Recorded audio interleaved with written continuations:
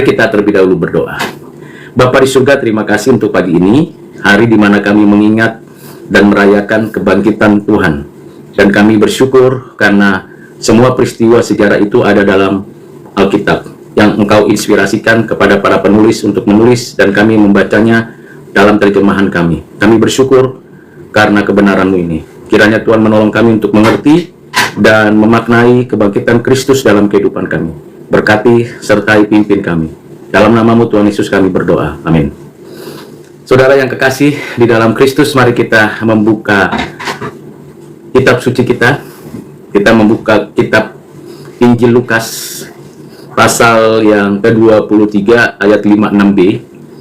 Dan dilanjutkan pasal 24 ayat 1 sampai dengan 12. Demikianlah firman Tuhan. Dan pada hari Sabat mereka beristirahat menurut hukum Taurat.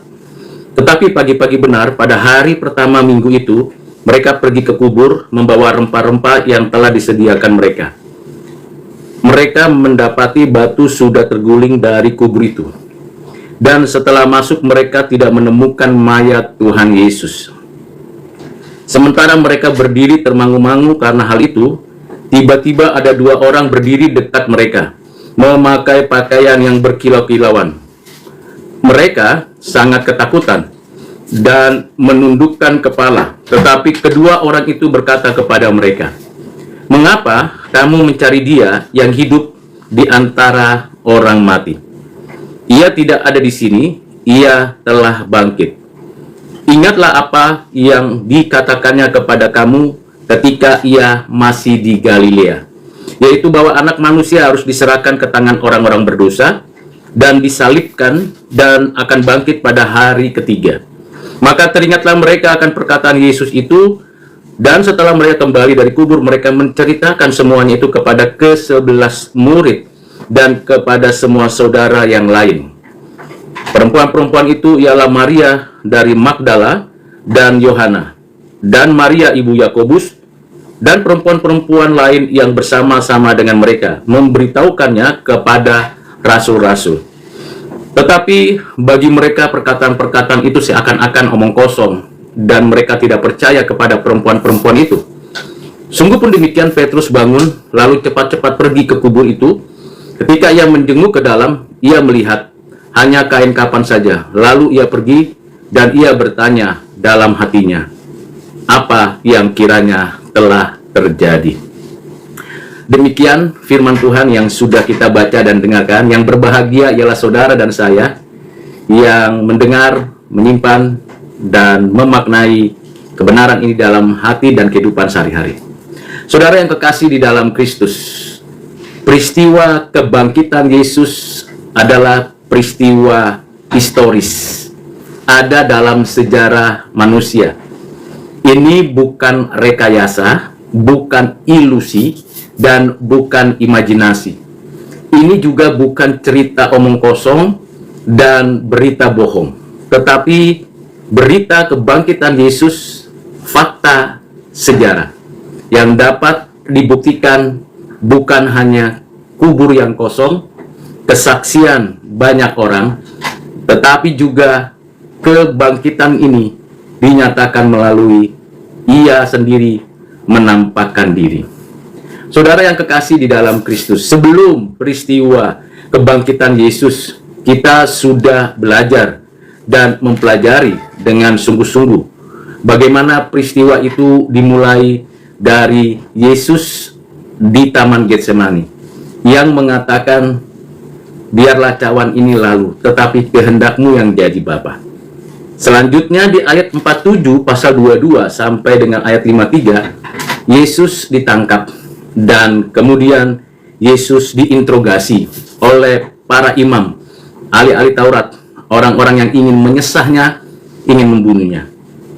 Dalam peristiwa itu, Petrus, murid yang dikasihi Tuhan, tidak benar-benar mengakui Yesus sebagai Tuhan, Juru Selamat, dan Rabinya.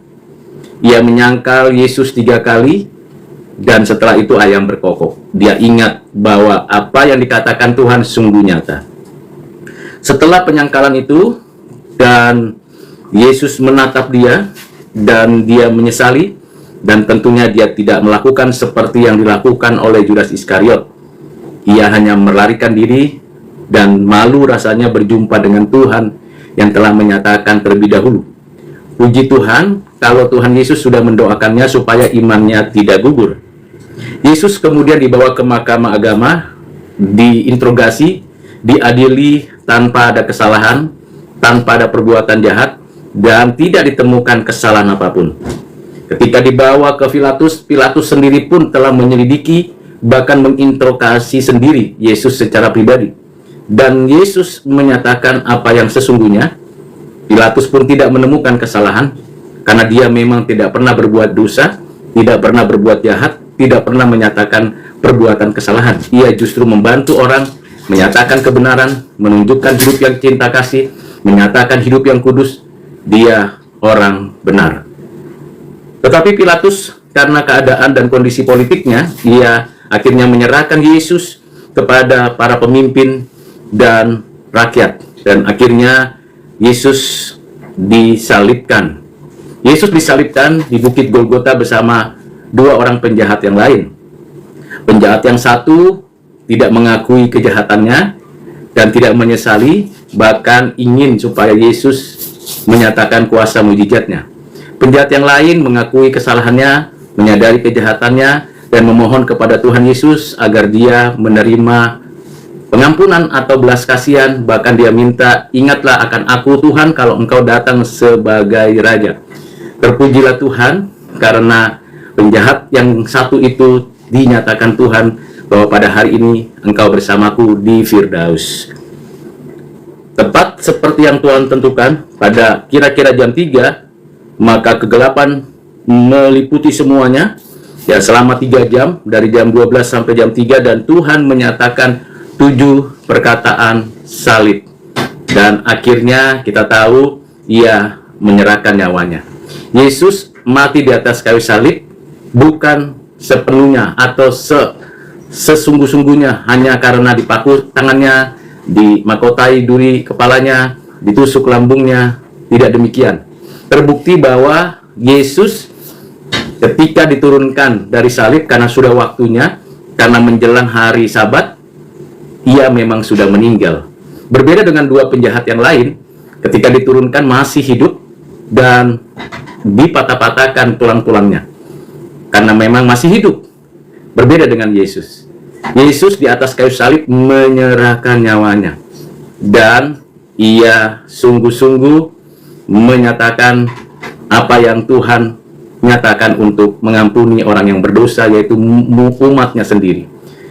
Kita bersyukur untuk semuanya itu, karena dengan kematian Yesus, maka semua dosa orang-orang pilihannya, orang-orang berdosa itu dipakukan di atas kayu salib, dan ia sungguh menjadi penebus bagi umatnya. Pada hari yang ketiga, seperti yang kita baca, Tuhan bangkit. Allah membangkitkannya, Roh Kudus membangkitkannya, dan ia bangkit dari kematian. Tubuh kemuliaan dinyatakan. Dan memang ini adalah fakta yang sungguh nyata. Pada hari Sabat sebelum peristiwa hari kebangkitan, memang itu adalah hari istirahat. Jadi tidak ada aktivitas keagamaan di situ atau aktivitas lain yang tercatat. Pada pagi-pagi, pada hari pertama minggu itu, jadi hari pertama minggu itu berarti hari yang pertama. Karena hari yang ketujuh bagi orang Yahudi itulah hari Sabat. Dan hari pertama bagi kita kenal sebagai hari Minggu. Dan pada hari itu Tuhan menyatakan kebangkitannya. Ya, inilah catatan Alkitab yang dapat dipercaya dan dapat diterima, dapat dinyatakan kebenarannya. Tidak ada satu nabi pun yang telah bangkit dari kematian dan selama-lamanya hidup. Seperti yang saya sudah jelaskan dan katakan pada video-video sebelumnya, bahwa memang di dalam perjanjian lama, Nabi Elia, Nabi Elisa membangkitkan orang mati dengan memanggil dan menyebut nama Tuhan. Orang-orang mati tersebut bangkit, tetapi tidak lama kemudian pada waktunya ia meninggal lagi. Demikian juga kalau kita membaca kitab Injil, Tuhan Yesus membangkitkan Lazarus, membangkitkan juga anak muda dari kota Nain, membangkitkan juga anak seorang perwira. Semua dibangkitkan, tetapi tidak dengan memanggil atau menyebut nama Tuhan. Ia sendiri yang membangkitkan, memanggil nama yang mau dibangkitkan itu. Dan ketiganya dibangkitkan oleh Tuhan. Rasul Petrus dan Rasul Yohanes juga membangkitkan orang mati dalam nama Tuhan Yesus. Tetapi keduanya yang sudah membangkitkan itu, yang dibangkitkan itu juga pada waktunya meninggal kembali.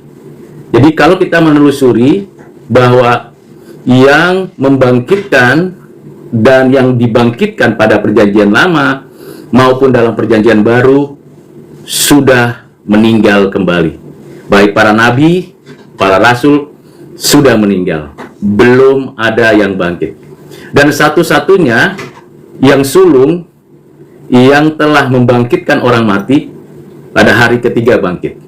Tentu ini tidak tiba-tiba. Sudah dinubuatkan dalam perjanjian lama, sudah dinyatakan Tuhan Yesus dalam pengajarannya, sudah disampaikan kepada murid-muridnya, sehingga sesungguhnya kebangkitan Yesus seharusnya tidak mengagetkan, tidak mengherankan para murid.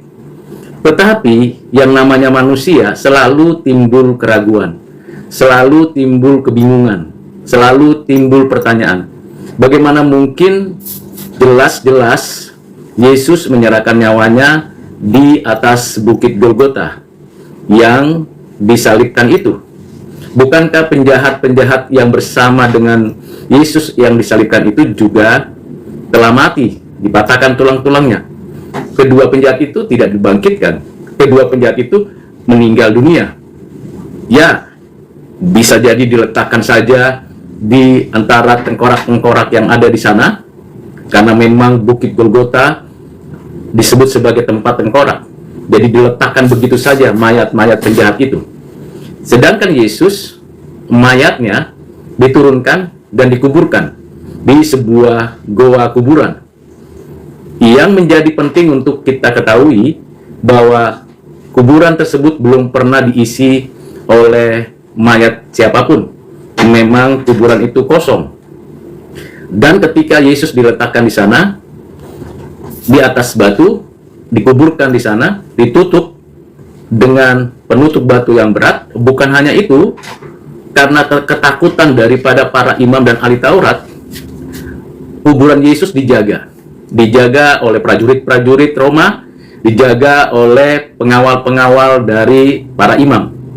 Semalam-malaman mereka menjaga. Hari malam pertama, malam kedua, pas masuk ke dalam hari ketiga, mereka pagi-pagi benar dikagetkan dan sungguh menegangkan mereka. Karena apa?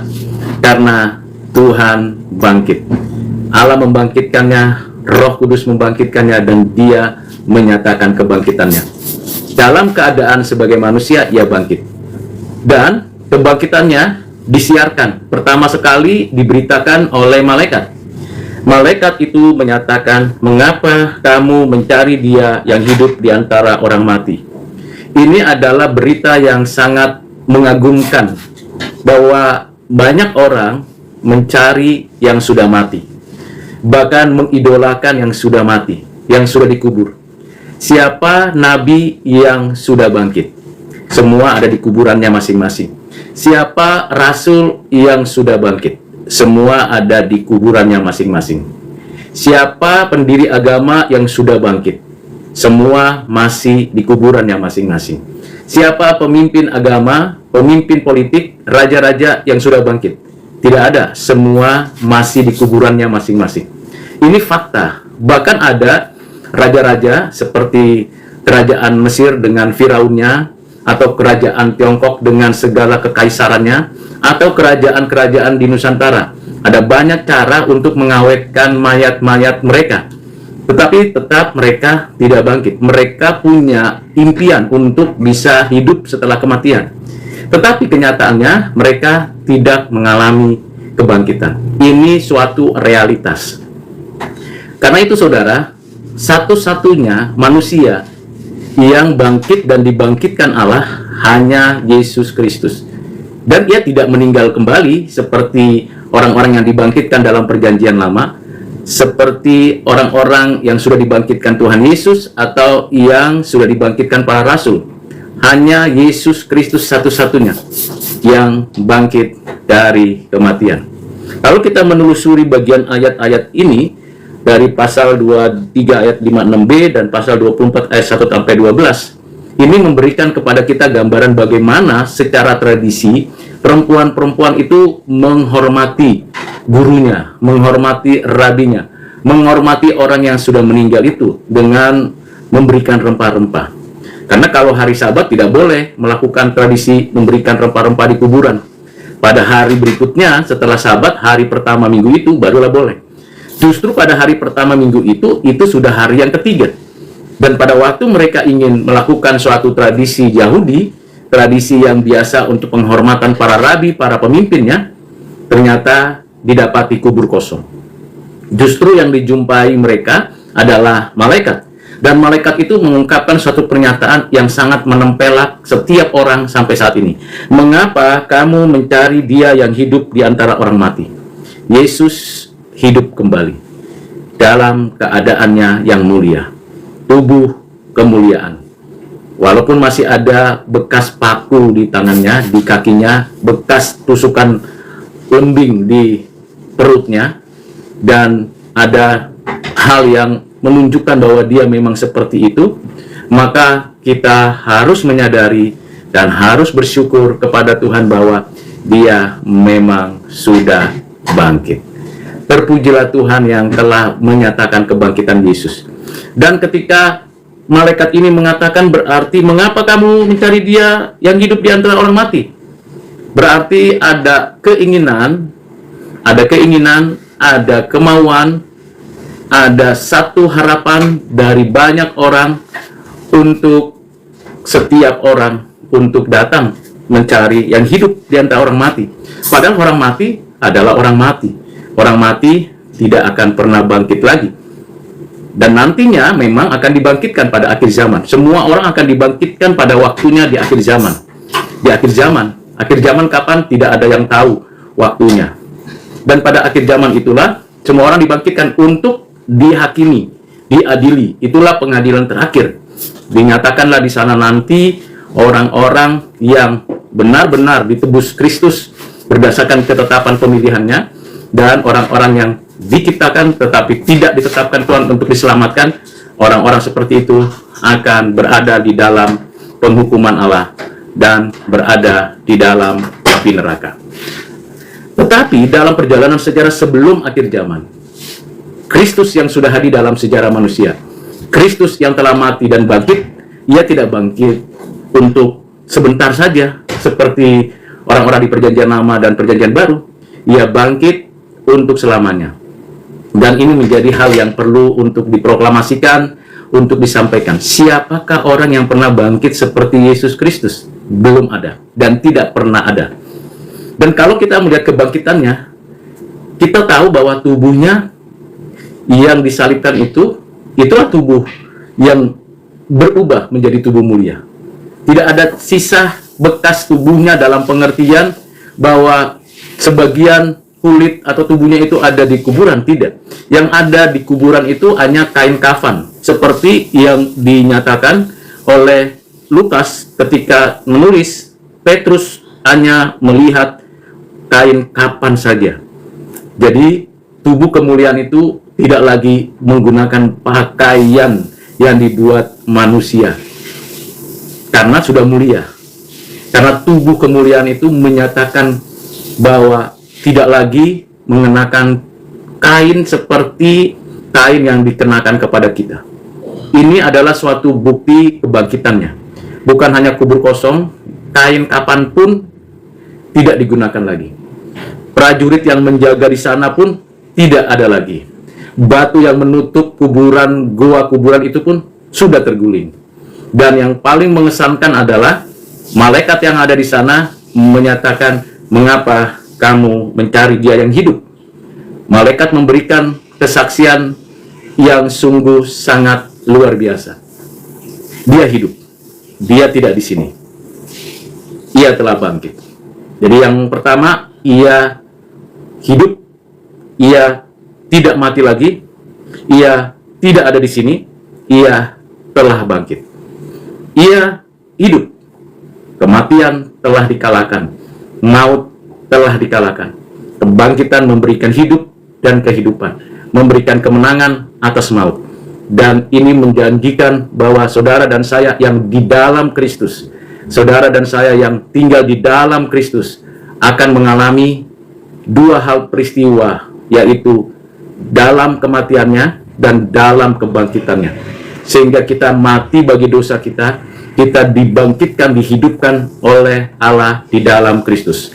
Kesatuan kita dengan Kristus inilah yang menjadikan saudara dan saya menjadi orang-orang yang hidup. Dulu kita mati karena dosa-dosa kita, sekarang kita hidup karena kita di dalam Kristus yang hidup, yang memberikan kehidupan kepada saudara dan saya. Yang kedua adalah dia tidak ada di antara orang mati. Dia tidak bisa disamakan. Yesus tidak bisa disamakan dengan nabi-nabi, dengan rasul-rasul, dengan pendiri agama, dengan raja-raja, dengan pemimpin politik, dengan siapapun. Yesus tidak bisa disamakan dan tidak mungkin disamakan. Karena yang lain sudah meninggal, walaupun bisa jadi pengajarannya baik, pengetahuannya benar, bahkan pengertiannya baik, berjasa bagi orang baik, dan sebagainya. Orang-orang yang seperti itu tidak akan pernah disejajarkan, disetarakan dengan Yesus. Yesus tidak mati lagi. Dia sudah pernah mati, tetapi dia tidak mati lagi. Dia tidak ada di dalam kondisi kematian lagi. Karena itu saudara dan saya yang sudah di dalam Kristus tidak mati lagi. Maksudnya tidak mati rohani lagi, berarti hubungan kita dengan Allah dipulihkan, kita berdamai dengan Allah, kita mengalami hubungan pribadi dengan Allah, sehingga saudara dan saya yang di dalam Kristus, percaya kepada Kristus, memiliki status sebagai anak-anak Allah. Kita diadopsi menjadi anak Allah, karena kita tidak mati. Kedua, kita tidak mati karena kita nantinya tidak akan mengalami kematian kekal. Tentu kita sudah tahu bahwa upah dosa ialah kematian, maut. Bagi orang yang tidak di dalam Kristus, bagi siapa saja yang tidak ada di dalam Kristus, pasti akan mengalami kematian fisik dan sedang mengalami kematian rohani, dan pasti akan mengalami kematian kekal. Jadi kalau ada orang di dalam Kristus, dia mengalami kematian fisik, tetapi dia tidak mengalami kematian rohani lagi. Bahkan dia tidak akan mengalami kematian kekal. Sementara orang yang di luar Kristus, tidak percaya kepada Kristus, ia mengalami kematian fisik, sedang mengalami kematian rohani, dan akan mengalami kematian kekal di api neraka. Ini pengajaran Alkitab, dan ini yang menjadi keyakinan yang mendasar dan yang mendalam dalam kehidupan orang percaya. Itu bagian yang kedua yang dikatakan oleh malaikat. Yang ketiga, ia tidak ada di sini. Artinya kuburan itu tidak lagi menguasai. Karena itu saudara, kalau kita mau mencari Tuhan, jangan di kuburan, jangan ke kuburan. Kalau kita mau berziarah, silakan saja berziarah, tetapi tidak perlu dan tidak penting berdoa di sana, melakukan ritual di sana. Karena di kuburan tempat orang mati. Tuhan adalah Tuhan yang hidup. Memang Tuhan Maha Adil, tapi adalah tidak baik kalau di kuburan kita memanggil dan berteriak. Silakan rapikan, bersihkan, berziarahlah, mengingat kembali apa yang ada di dalam kuburan itu. Mungkin orang tua kita, mungkin kakek buyut kita, mungkin nenek moyang kita, dan sebagainya. Silakan dibersihkan sebagai mengingat, sebagai monumen. Tetapi kita harus tahu, kita harus menyadari, kita harus memahami, di sana tidak ada kehidupan. Tidak ada kehidupan. Di mana ada kehidupan? Di dalam Kristus. Dia tidak di kuburan ini lagi. Jangan cari Yesus di kuburan. Jangan cari Yesus di tempat-tempat kematian itu. Cari Yesus di dalam kebenaran. Dan penyembah-penyembah yang benar di dalam roh dan kebenaran. Keempat, ia telah bangkit. Ini adalah puncak pernyataan daripada malaikat. Ia telah bangkit. Ia telah bangkit. Puji Tuhan. Saudara dan saya patutlah bersyukur, mengucapkan syukur kepada Tuhan Allah, karena ia telah bangkit. Kebangkitannya mengalahkan maut. Dan malaikat itu mengatakan itu bukan karena asal bicara atau pura-pura, tetapi ia memang menyatakan, melihat, menyaksikan. Dan perempuan-perempuan itu juga akhirnya percaya, ya, Yesus sudah bangkit. Petrus menyaksikan bahwa memang tidak ada mayat lagi di sana, yang ada kain kapal. Berarti memang betul dia bangkit. Itu hal yang diajarkan oleh Tuhan melalui malaikat. Malaikatlah saksi kebangkitan yang pertama, dan saksi kedua adalah para perempuan, saksi ketiga adalah Petrus, dan seterusnya dan seterusnya. Saya dan saudara menyaksikan bahwa Yesus sudah bangkit. Dengan iman, dengan sungguh-sungguh kita menyatakan itu. Tidak berhenti di situ, malaikat itu mengatakan, ingatlah apa yang dikatakannya kepada kamu ketika ia masih di Galilea. Di sini malaikat mencatat dan memberikan semacam pengingatan, remind your experience. Jadi ingatlah akan pengalamanmu, ingatlah akan ajaran Tuhan, bahwa Tuhan sudah mengatakan itu. Ini bukan sesuatu yang sebenarnya tiba-tiba, atau sesuatu yang direkayasa, atau sesuatu karena dimatikan oleh kondisi dan situasi politik, atau karena dia memang mati di atas kayu salib lalu diungkapkan seperti ini. Tidak. Malaikat itu berkata, ingatlah apa yang dikatakan Yesus kepada kamu ketika ia masih di Galilea. Jadi sebelum masa penderitaan, sebelum disalibkan, sebelum ia menyerahkan nyawanya, sebelum dikuburkan, Yesus jauh-jauh hari sudah mengatakannya bahwa ia akan bangkit pada hari yang ketiga. Jadi apa yang dikatakannya, dibuktikannya, diwujudkannya, dan malaikat tahu. Menarik bukan? Menarik sekali. Sangat concern sekali kita memperhatikan bahwa malaikat itu ternyata terus mengikuti, memperhatikan, menyimak, mencatat, dan bahkan sekarang kepada perempuan-perempuan yang datang itu ke kuburan, memberikan informasi, mengingatkan kembali. Ingat loh, Tuhan sudah pernah bicara ini waktu di Galilea dulu, dan kamu nggak ingat. Bukankah kamu muridnya? Jadi saudara dan yang kekasih dalam Kristus mesti mengetahui bahwa orang-orang percaya, saudara dan saya yang percaya kepada Kristus, ada malaikat-malaikat Tuhan yang menjadi pelayan-pelayanmu untuk bisa sama-sama melayani Tuhan. Puji Tuhan. Saya bersyukur dalam pelayanan-pelayanan saya percaya Tuhan beserta dengan saya. Tuhan beserta dengan saudara. Tetapi lebih daripada itu, Tuhan juga mengirimkan malaikat-malaikat yang berjaga-jaga, berkemah di sekeliling orang-orang percaya. Amin, saudara. Dan mencatat, mengingatkan nantinya. Lagi berikutnya, apa yang dikatakan malaikat itu? Yaitu bahwa anak manusia harus diserahkan ke tangan orang-orang berdosa dan disalibkan dan akan bangkit pada hari yang ketiga. Jadi rangkaian peristiwa itu malaikat ingat betul. Dari mulai dia diserahkan kepada orang-orang berdosa, kalimat yang sangat keras, diserahkan kepada orang-orang berdosa. Siapa yang menyerahkan? Siapa orang berdosa? Saudara bisa menelusuri dalam perjanjian baru, saudara bisa menelusuri dalam kitab ini, pada ayat-ayat dan pasal sebelumnya. Paling tidak, di sana ada ahli Taurat, ada para imam, ada Pilatus, ada Herodes, ada Imam Kayafas, dan banyak orang, para prajurit dan sebagainya. Itu sudah dijelaskan, sudah diberitahu, dan disalibkan dan bangkit pada hari ketiga. Setelah di-remind oleh malaikat, baru ngeh perempuan-perempuan itu, iya benar. Nah, ini menjadi hal yang sangat-sangat penting, saudara, bahwa memang Yesus sudah bangkit.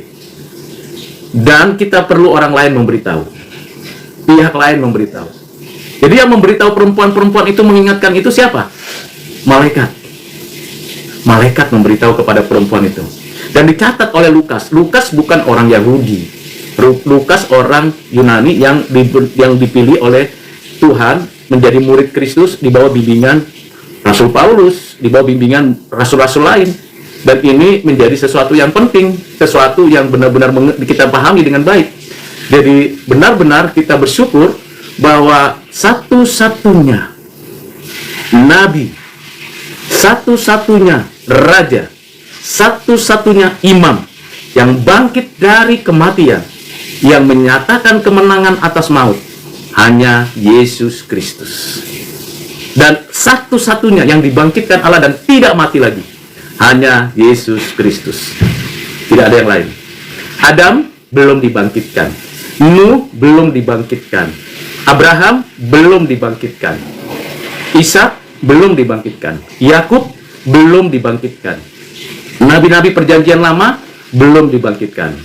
Rasul-rasul Matius, Yohanes, Petrus, dan yang lain-lain belum dibangkitkan. Semua para misionari belum dibangkitkan. Bapak-bapak gereja belum dibangkitkan. Karena apa? Karena belum waktunya. Kapan dibangkitkan? Nanti di hari penghakiman terakhir. Dan saat itulah Tuhan datang kembali untuk menghakimi dan melakukan atas keputusannya. Orang-orang yang percaya kepada Kristus, yang ada di dalam Kristus, yang menunggu kebangkitan kekal itu, mereka akan menerima tubuh kemuliaan nanti. Dan orang-orang yang tidak percaya kepada Kristus, yang tidak di dalam Kristus, yang di luar Kristus, nanti akan dihakimi untuk menerima hukuman di api neraka selama-lamanya, bersama iblis dan roh-roh jahatnya. Nah, ini kenyataan di dalam Alkitab. Tetapi di antara akhir zaman dan zaman akhir, jadi antara zaman akhir sampai akhir zaman, ada satu-satunya yang telah bangkit dari kematian, yaitu Yesus Kristus. Di luar itu tidak ada lagi. Dan apa yang terjadi di ayat 8, maka teringatlah mereka akan perkataan Yesus. Sekarang tentu kita tahu bahwa di dalam Alkitablah kisah Yesus yang sesungguhnya, yang menjelaskan dari inkarnasinya menjadi manusia, lalu ia ada di rahim Maria, dilahirkan, dibesarkan, melayani, menderita, mati di atas kayu salib, bangkit dari kematian, menatakan diri selama 40 hari, dan naik ke surga, dan akan datang kembali. Hanya ada di dalam Alkitab. Di luar Alkitab tidak ada dikisahkan tentang Yesus yang sesungguhnya. Ya, mungkin ada yang mirip-mirip, ada yang coba-coba memirip-miripkannya, tapi itu bukan kisah dari Yesus Kristus. Ini yang perlu dan pahami oleh kita sekalian. Jadi kita bersyukur untuk semuanya, saudara-saudara. Saya mengucapkan sekali lagi, selamat Hari Paskah, selamat Hari Kemenangan, bahwa sungguh Yesus sudah bangkit. Tuhan memberkati saudara, dan kita bersyukur kepada Allah yang telah memberikan kepada kita hidup yang baru. Semangat kebangkitan Yesus membawa kita untuk menceritakan ulang kisah ini, dan kita bergegas menyatakan kasih Kristus, kebenaran Kristus melalui perkataan kita, perbuatan kita, dan bagaimana pelayanan kita pada kehidupan kita sekarang, di rumah, di dalam pekerjaan, di dalam studi, di dalam pelayanan, dimanapun saja berada. Tuhan Yesus memberkati dan menyertai saudara. Amin. Mari kita berdoa. Bapak, terima kasih untuk firman, untuk kebenaran yang sudah disampaikan, untuk refleksi biblika dan teologis yang sudah hamba-Mu sampaikan. Kiranya seberapa banyak orang yang mau mendengar, yang mau mengerti, kiranya Roh Kudus memberikan pencerahan, memberikan kebenaran itu kepada mereka. Dan kiranya Tuhan menolong kami untuk menyatakan kuasa kebangkitan-Mu dalam hidup kami. Terpujilah Engkau ya Bapa. Di dalam Kristus kami berdoa, bersyukur. Amin.